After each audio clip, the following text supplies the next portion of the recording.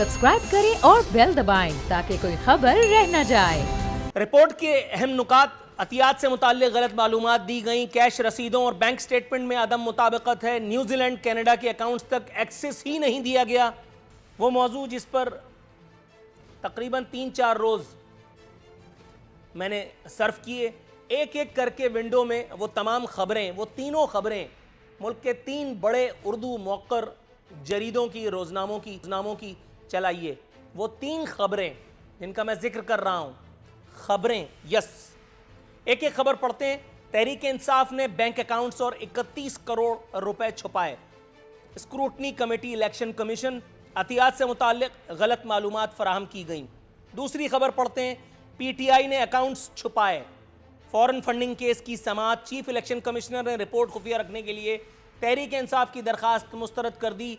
और तीसरी खबर, पीटीआई ने कई बैंक अकाउंट्स छुपाए। Scrutiny committee, election commission. Election commission की स्क्रूटनी कमेटी की इस तहलकाखेज रिपोर्ट से नाम नेहाद सदाकत और अमानत के बुत पाश हो चुके हैं।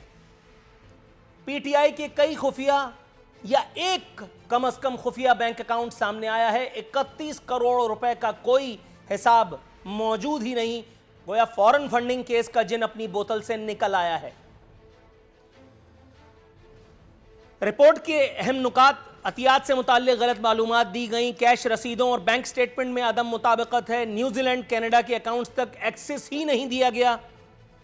पीटीआई ने आखिर में अतमाम हुज्जत करते हुए, हार मानते हुए इस रिपोर्ट को खुफिया रखने, पब्लिक न करने की इस्तदा की और चीफ इलेक्शन कमिश्नर ने अपनी डिस्क्रेशन को यूज करते हुए यह बात कतई मानने से इनकार कर दिया। कौम उनका एहसान मानती है। और अब आप ये देखिए कि इन तमाम बातों से कता नजर पाकिस्तान का मुंतखब वजीर आजम क्या राग अलाप रहा है। हैंडसम का ट्वीट जरा चलाओ भाई, इमरान खान साहब का ट्वीट, मैं इलेक्शन कमीशन पाकिस्तान की जानिब से समंदर पार पाकिस्तानियों के एहतियात पर मुश्तमिल पीटीआई की फंडिंग की पड़ताल का खैर मकदम करता हूं। हमारे नज़्म माल को जितना खंगाला जाएगा उतनी ही सराहत से हक़ाइक़ वाज़े होंगे और कौम समझ सकेगी कि कैसे पीटीआई ही वो वाहिद सियासी जमात है जिसका नज़्म माल पॉलिटिकल फंड रेजिंग के उस मरबूत निज़ाम पर वॉटेवर, गोया झूठ बोलूं तेरे मुंह पे, ये तमाम खबरें, इलेक्शन कमीशन की report, scrutiny committee, chief election commissioner, तज्जियाकार, तबसरा निगार, कॉलम नवीस, सहाफ़ी, वो सब झक मार रहे हैं और हमारा वजीर आजम सच बोल रहा है। कटहरे में खड़े होने के बाद ये कॉन्फिडेंस दीदनी है, अल्लाह की पनाह, तौबा इस्तग़फ़ार। और जाहिर है कि जब हुकूमत का सरबरा एक लाइन ले लेता है तो उसके बाद वुज़रा को और क्या कहा जाए। वुज़रा क्या फरमाते हैं, इलेक्शन कमीशन को 1-1 रुपए का हिसाब दे दिया, नून लीग पीपल्स पार्टी की फंडिंग की तफसीलात भी सामने लाई जाएं। यह बिल्कुल वैसा है कि क्लासरूम में कोई चोरी करता हुआ बच्चा पकड़ा जाए तो अपने साथ साथ तमाम बच्चों के नाम उगलने लगता है कि वो भी था और वो भी था। वो था, उसको भी देखना चाहिए, प्रायोरिटी पे देखना चाहिए, लेकिन पहले आप अपना जवाब तो दीजिए। और जवाब क्या मिल रहा है हुजूर? फवाद चौधरी, हस्बे रिवायत फवाद चौधरी क्या कह रहे हैं? यकीनन गलत ही होगा। कह रहे हैं फंडिंग केस में तहरीक इंसाफ सुरखरू हुई। इनको मतलब पता है सुरखरू का? थोड़ी बहुत उर्दू तो यकीनन क्लास में पढ़ी होगी। सुरखरू का मतलब किसी ने इनको शायद गलत बताया है। तहरीक इंसाफ की सुबकी हुई है, हजीमत से दो चार हुई है तहरीक इंसाफ, तहरीक अदम इंसाफ बन के सामने आई है। लेकिन फवाद चौधरी को कौन समझाएगा भाई? इस मुल्क में इतना पढ़ा लिखा कौन है? असद उमर, डॉक्टर अल्लामा असद उमर साहब, पाकिस्तान स्टील मिल्स की को रेस्क्यू करने के दावेदार, पेट्रोल 40 रुपए बेचने के दाई, जिन्होंने कहा था कि हमारी सारी वीडियो सामने रखिए, 1 साल में अगर हम चेंजेस ना ला सके तो घर चले जाएंगे। आज तक घर नहीं गए, वजीर हैं खैर से। बताते हैं कि इंसाफ का पैमाना एक होना चाहिए। इसमें कौन सी नई बात है? तुम बात जानते हैं। फर्रुख हबीब साहब फरमाते हैं खुली अदालत में समाअत की जाए। मैं कहता हूं फौजी अदालत में चलाए जाए, सुप्रीम कोर्ट में इसकी सुनवाई हो, तमाम को जिन्होंने ये सब कुछ किया है। लेकिन हुजूर, एक जानिब आपकी तवज्जो मजीद मबजूल कराऊं,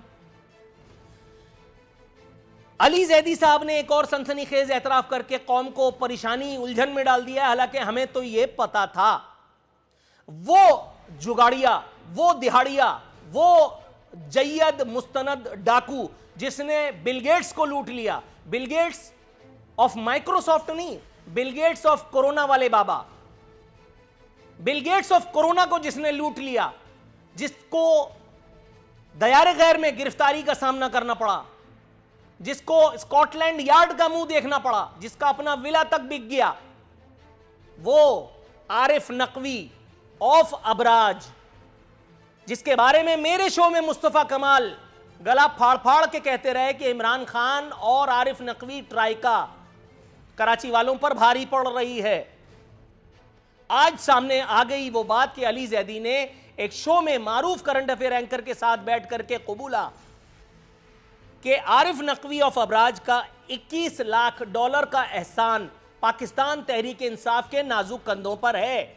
एक मारूफ जय्यद मुस्तनद डाकू तहरीक इंसाफ के सरबरा कायदे तहरीक को $21 लाख किस बात के लिए डोनेशन दे रहा है? कोई है जो ये सोचे? इसका जवाब शायद सबको मालूम है, इसका जवाब शायद सबको मालूम है, लेकिन जरूरतों के गुलामों से इसका जवाब मिलेगा नहीं। Tehreek Insaf political parties order 2002 के मुताबिक कोई भी पार्टी गैर मुल्कियों या कंपनियों से फंडिंग नहीं ले सकती और इस कानून की खिलाफवर्जी करने वाली सियासी जमात को तहलील किया जा सकता है। तो क्या तहरीक इंसाफ को तहलील किया जाएगा? और अगर ऐसा हो गया तो कितने पेटों पर अचानक से लात पड़ सकती है?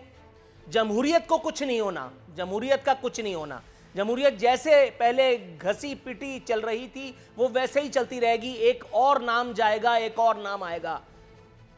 बुरा हुआ है तो जमहूर के साथ, बुरा हुआ है तो इसे एक दावे के साथ कि हम आएंगे तो तब्दीली लाएंगे, और ग्रीन पासपोर्ट की हुर्मत बहाल होगी, हैंडसम, सादिक और अमीन हैं।